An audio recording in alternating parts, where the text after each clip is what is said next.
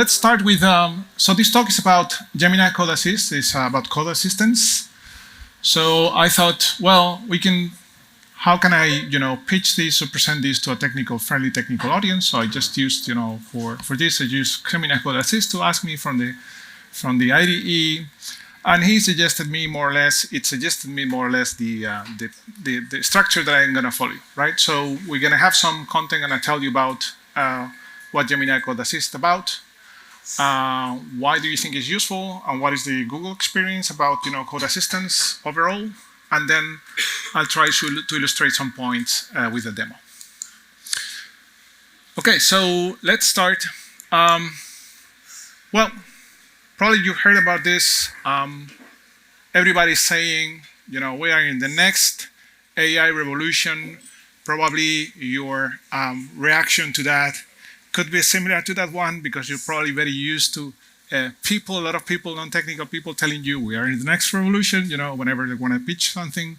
But I think there is something that is truly differential here for us developers, right? And I think, through the tooling, we're going to see a lot of changes. So I think it remains to be disputed that if AI is going to change so many things, vendors and different involved participants say they are, but for developers and for tooling, I think it's going to start making a difference, right? It's going to simplify our job, and it's going to make us, probably switch gears with some of the things that we have to do on a daily basis. So when it comes to cloud, I work for Google Cloud. So when it comes to cloud, just to put you in context, when we talk about Gemini overall for developers, we have like these big two buckets. So one is Gemini as an API that you want to consume, you want to use for your applications, right?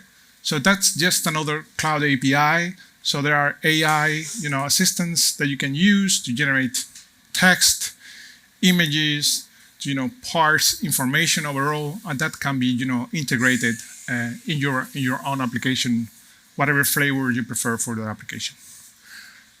So for builders, those are called Vertex APIs, right? So it's basically using Gemini and other models, right? Open source models. For users, we expose that through different surfaces. One is Workspace. I don't know if you're familiar with the Google apps. That we are exposing more and more Gemini-powered services. But for developers, we do that through Gemini Code Assist.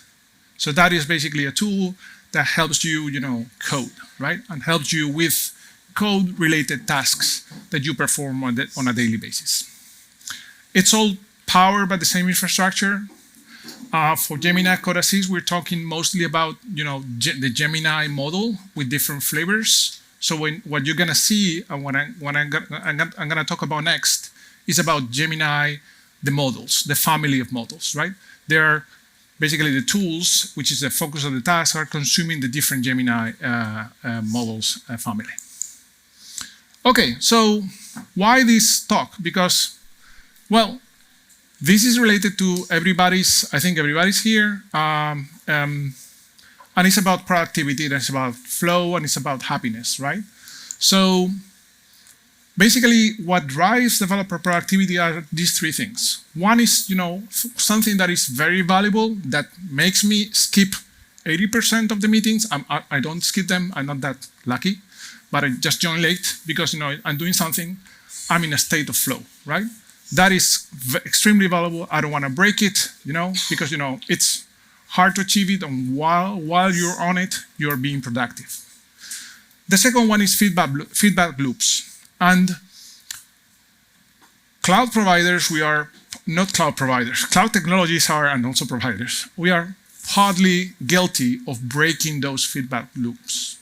Because, at the beginning of times, everything was simple, right?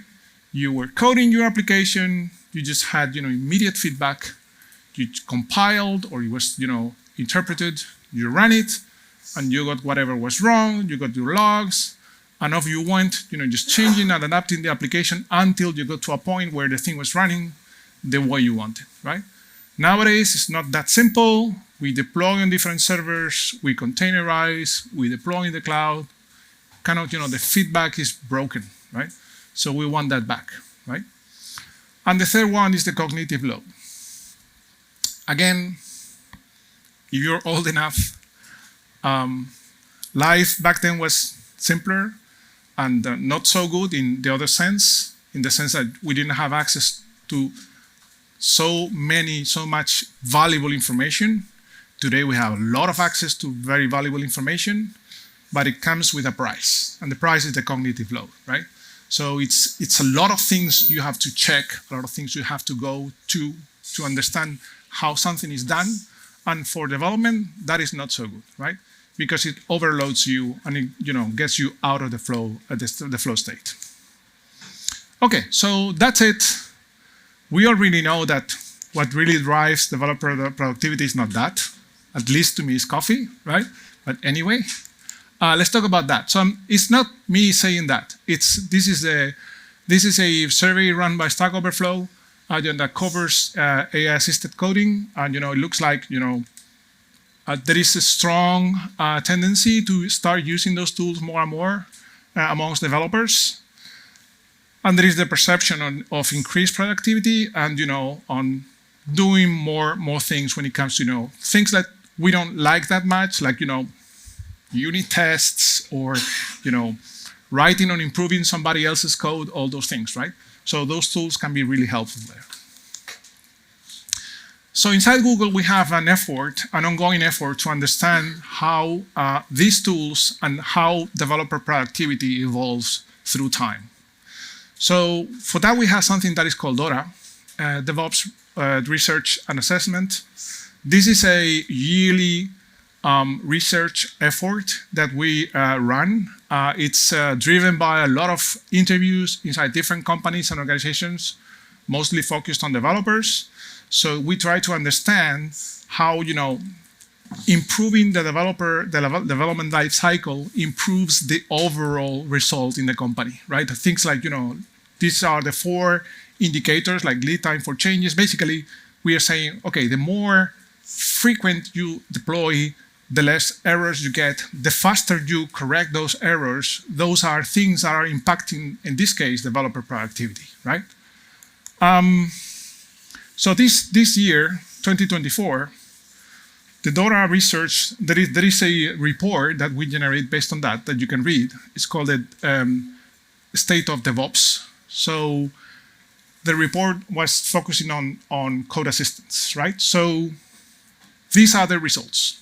So when it comes to AI adoption for developers, so we can see that it's being prioritized. So adoption is growing, right? So we are starting yet. So there is plenty of companies that are still not using AI-powered tools, but we are going in that direction. There is a clear indicator that this is what we're doing. But the reliance is, is different depending on the task, right? So the first use case was code writing, code completion. I think that's well known for most of you. And there are some other things that are starting to become important with code assistance, the ones that you see at the bottom, like security checks, migrations, things that are probably less attractive at the beginning, but that are difficult tasks, are the core work for some people, right? Sometimes you need to upgrade your application to use the latest framework. You can even you have to even refactor the full application, or you have to change even the language, right? So those are things that need to be done. So an interesting thing that we are seeing more and more is including this task in code reviews, right? So things like workflows where there is a PR and let's use common known terminology, PRs. So you can see what's being done in the code, and an AI assistant can help you understand what the change is about. But writing code is the most important one, and also summarizing information probably for existing code bases. Okay, so there is majority of people reporting improvements in productivity, right? So this is the top, right? However, up to now is slight increase in productivity, right? So that is the most, I mean, we're being completely honest here, right? So we think this is just starting, so there is improvements in development and in productivity, but we think we can see more, right? There is one interesting thing here, which is, what obstacles are we removing? So one of the top is, documentation quality. Documentation. Nobody wants to talk about it. We have to do it, right? So there is a good use case there, right? Like including documentation, actually using the code assistant to give you documentation in a particular format, the one that you're using, that you chose to use, that can become standard inside your organization, or using external sources to enrich that documentation with links, additional text, something that makes the code more digestible for people that don't own the code, right? Or that have to take ownership of that code if it's not theirs, right? Code quality improves, especially with some techniques that we're gonna see in just a second. The code review process that I mentioned before. But sometimes, we see negative indicators today in the tech debt or complexity of the code, right?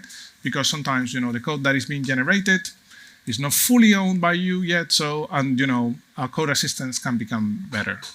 There is room for improvement.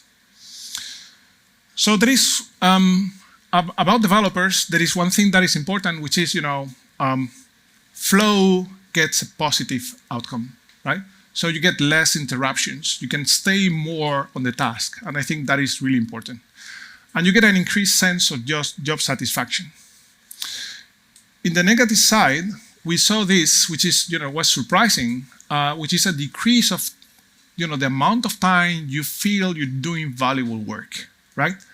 And during the assessment, people say, well, we do get valuable work. So there is kind of a confusion there. It is explained in the report.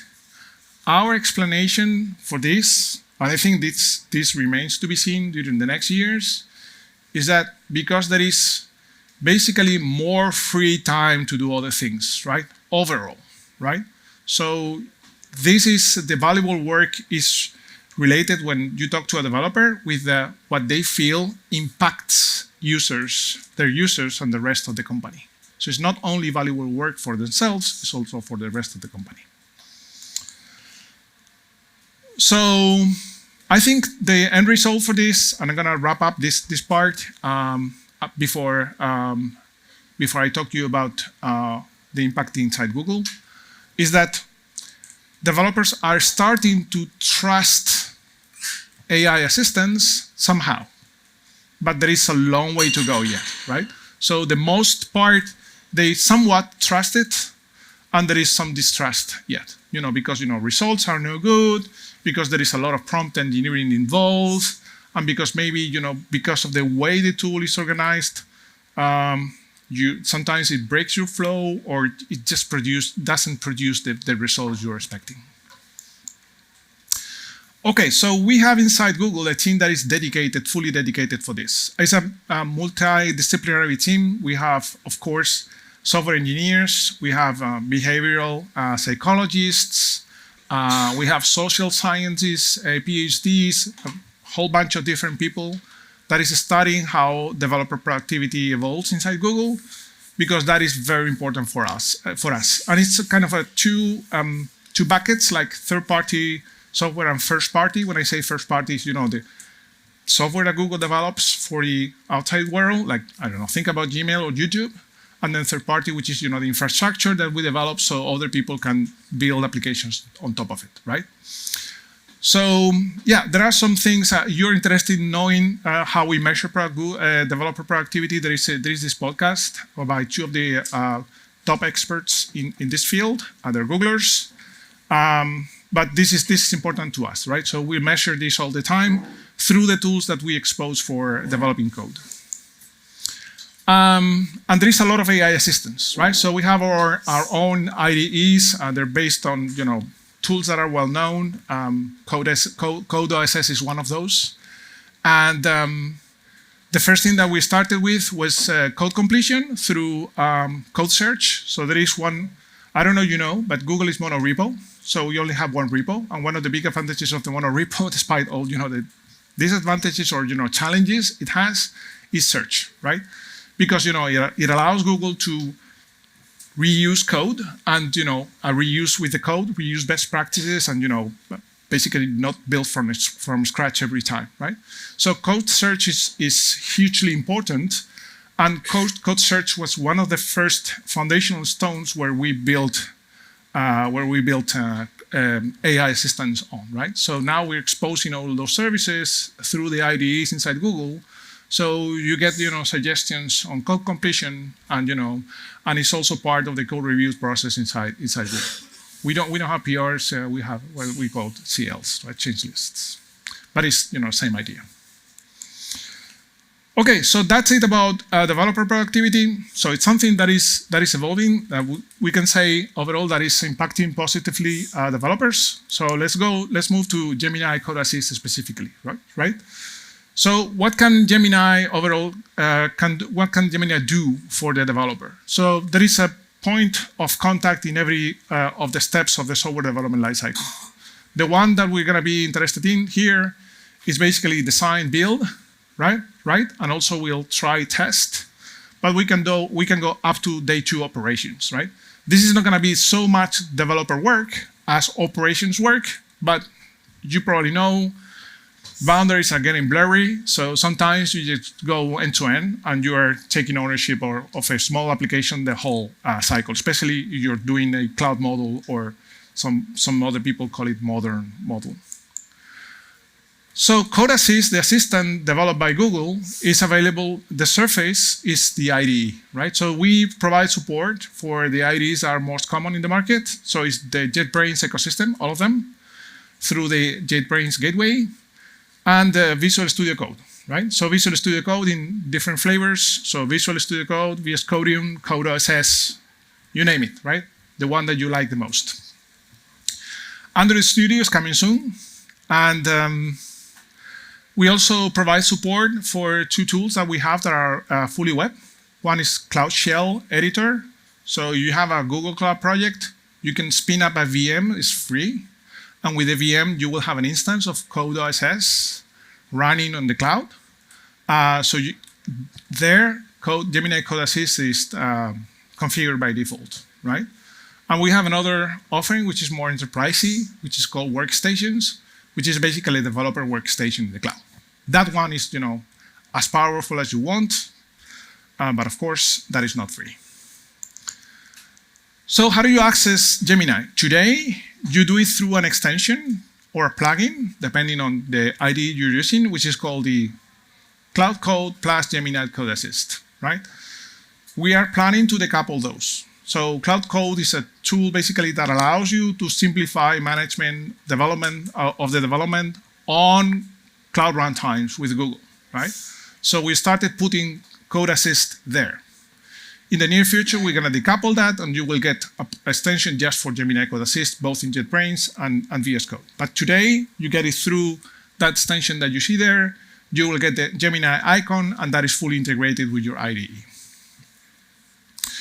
So, user journeys that are interesting that we're going to see in just some minutes.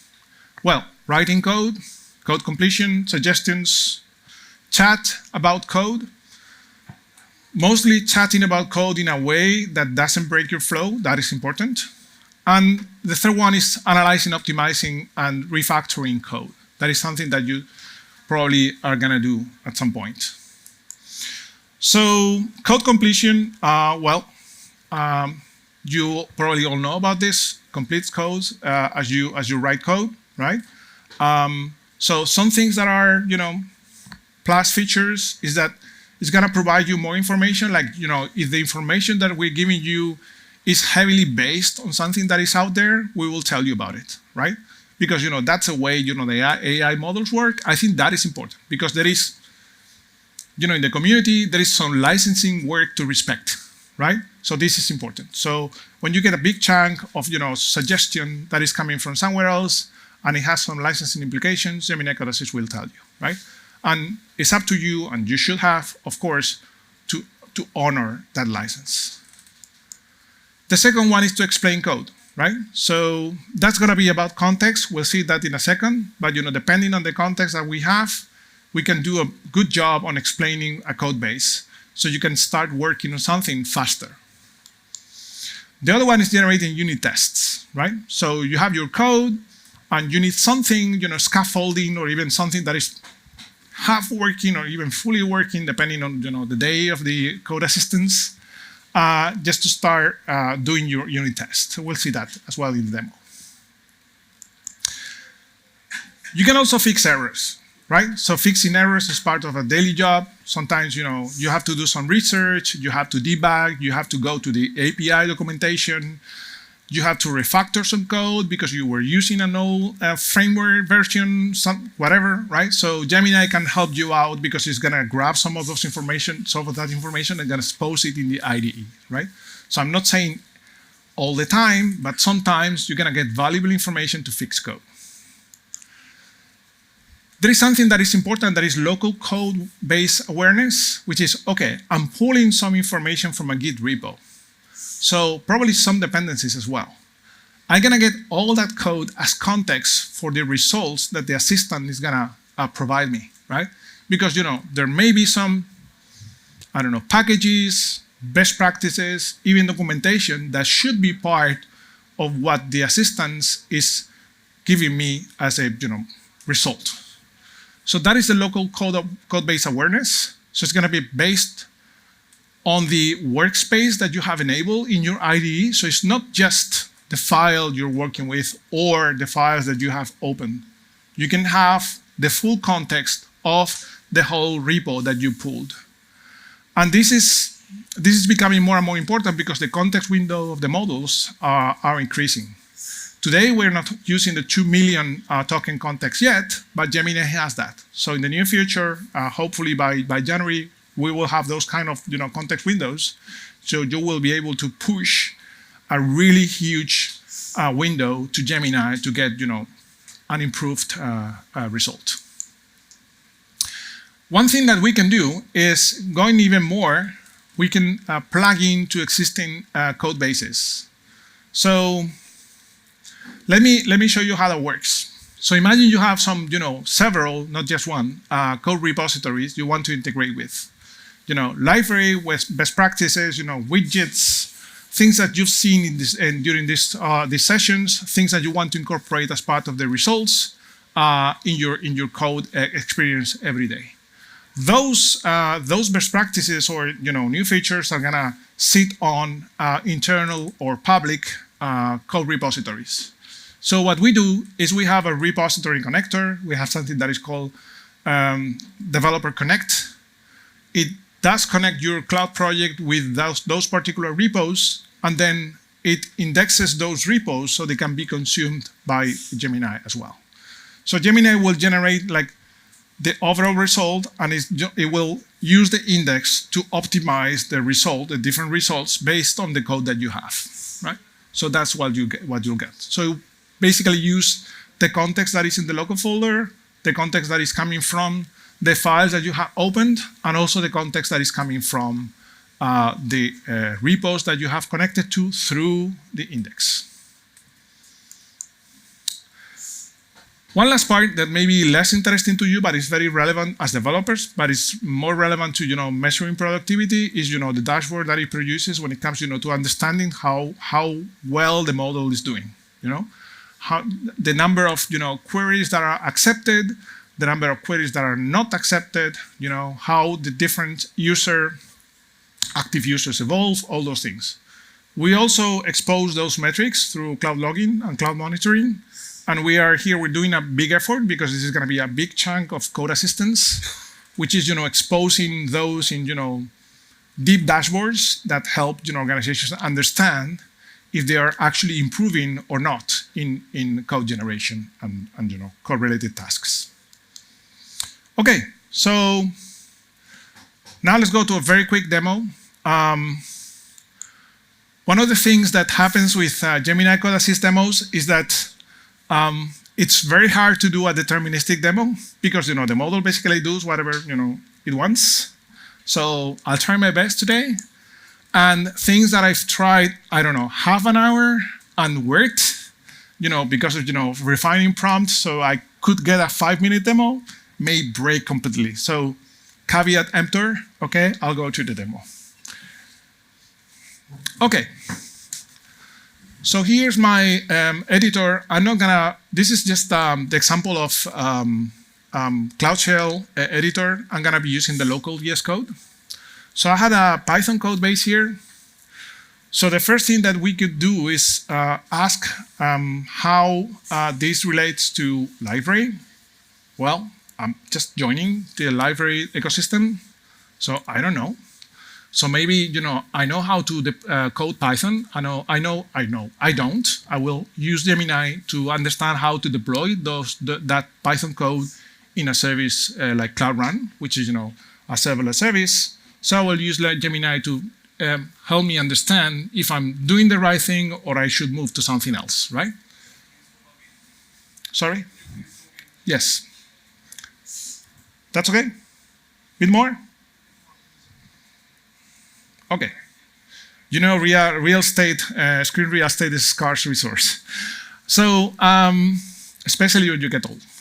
So, so this is the different things that Gemini is suggesting. So it's suggesting that, yeah, I could deploy this.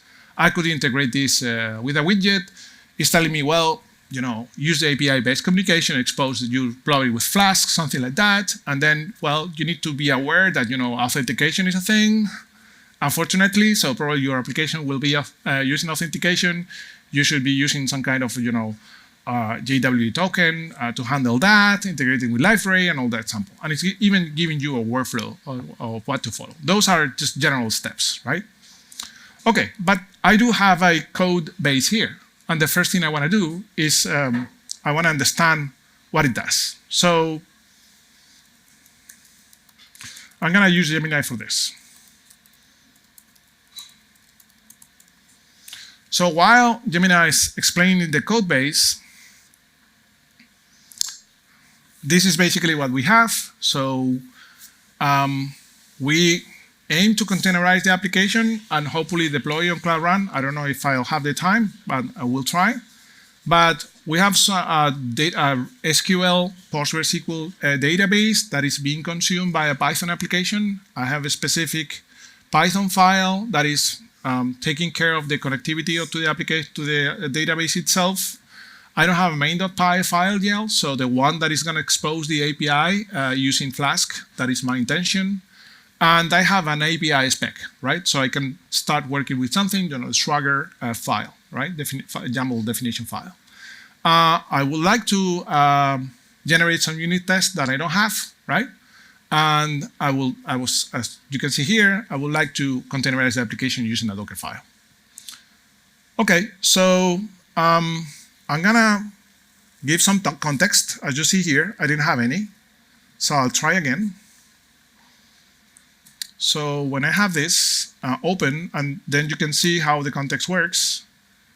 This is not the one I wanted to copy.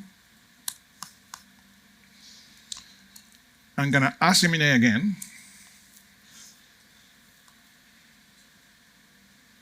And it's gonna take a bit more time because of the Wi-Fi connectivity.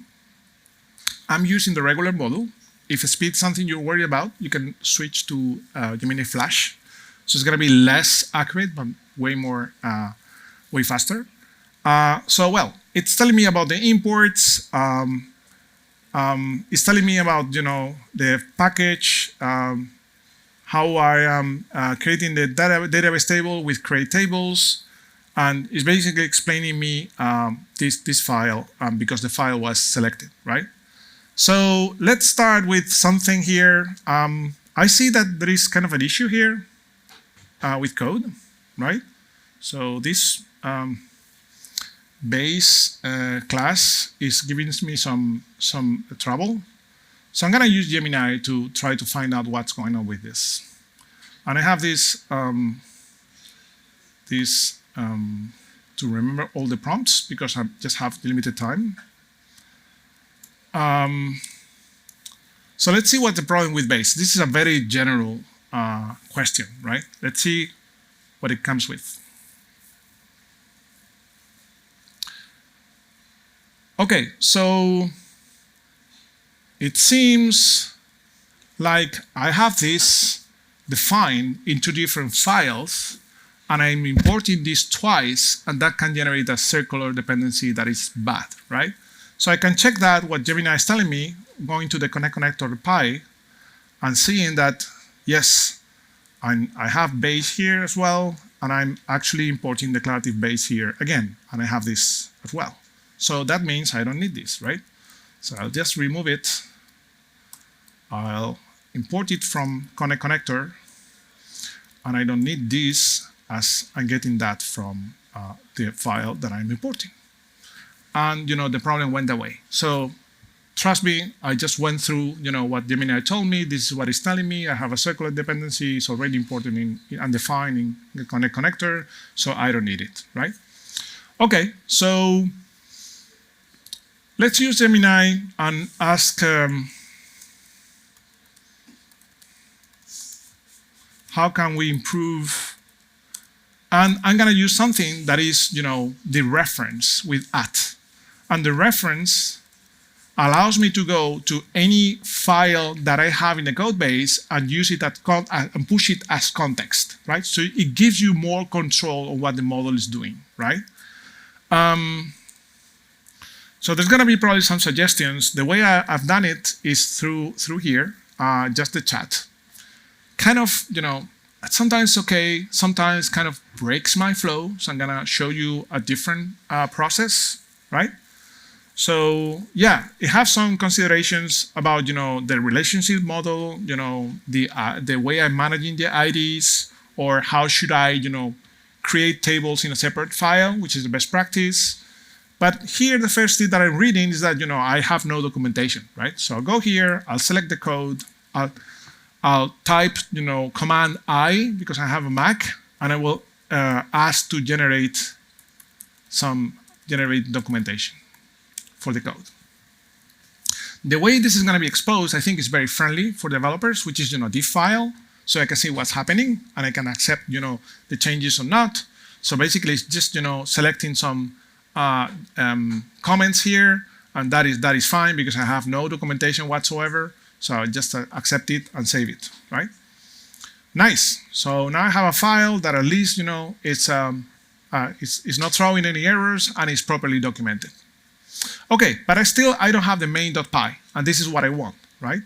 So I'll go to the Swagger YAML file, and here's a specification for an API, which is basically getting a list of products. And what I want is to generate a Python program that uses Flask and uses some of the features that I built in connect connector, basically the way I'm connecting to the database, and build an application. And I want to expose the application in 0.0.0.0 because I'm planning to deploy that somewhere else. I don't want localhost, as you well know, and I want the port 8080 because I'm thinking, well, somebody told me that in Cloud Run 8080 is the default port. So I don't want any issues. I'll do that. So I'll go there, and I'll this is kind of an elaborate prompt, but this is the one that you iterate over, of course, and we don't have time, but this is what I'll do. So I'll go here, and I'll ask Gemini to generate that code for me.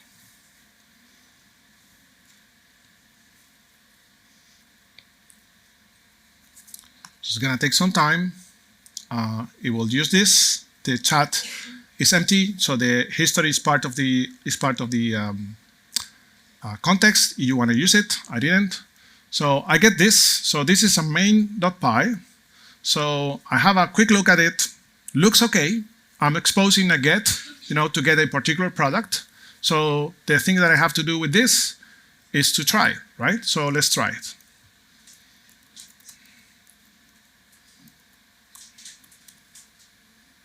Yeah, looks like, the application is working. I'm going to try it.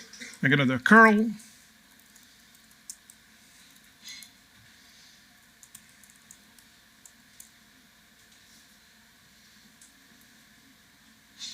So I'm getting one package, right? So the last thing I'm gonna do, I have more things, but I don't have time, is gonna, this is very basic. So I would love to have, additional endpoints. So I would love to have an additional endpoint to get all the packages, and also another one to do a post, okay? Because I want to create packages as well, right? So let's improve the code, just asking Gemini, because I'm lazy, right?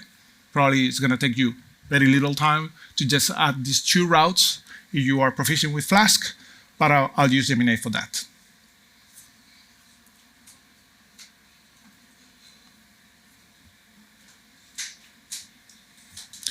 Notice how the main.py file is the one that is selected. So this is the one that takes precedence when context is considered. And you can see here that we get a route for the get, and we also get of course you can select any code that you want here, and we can also get the post method that is here, and anything else we don't need. This is just an explanation. So I will just get this and all this. And I will paste it, copy and paste it here, and my code will be more or less complete. By the way, I think Gemini was suggesting me to use request. I really didn't need this when I was just asking for a package, but now it fits, right? So yeah, we have this new code, and now I can create a new package, and I can query for all the packages. We can do more. We can do test generation, and we can actually deploy the Cloud Run service, but we run out of time. So I will give you one more hint before finishing the session, which is you can try, if you're a Google Cloud user, you can go and try Gemini just with the Cloud Shell editor or with a workstation. We are planning, so Gemini Code Assist still it doesn't have a free tier yet. We're planning to release that late December, so stay tuned, right? In the meantime, if you want to try the experience, you can go to IDX, right? It's kind of a, I've seen workspaces being used here, kind of the same thing coming from Google. So you get Code.ss running for free with Gemini enabled, idx.google.com, right? And if you want to know more about the product, that is the official documentation, you can get, all the things that Gemini can do for you. So thanks, I'll be around for some minutes. You have questions. So it was a pleasure being here with you. And thank you very much.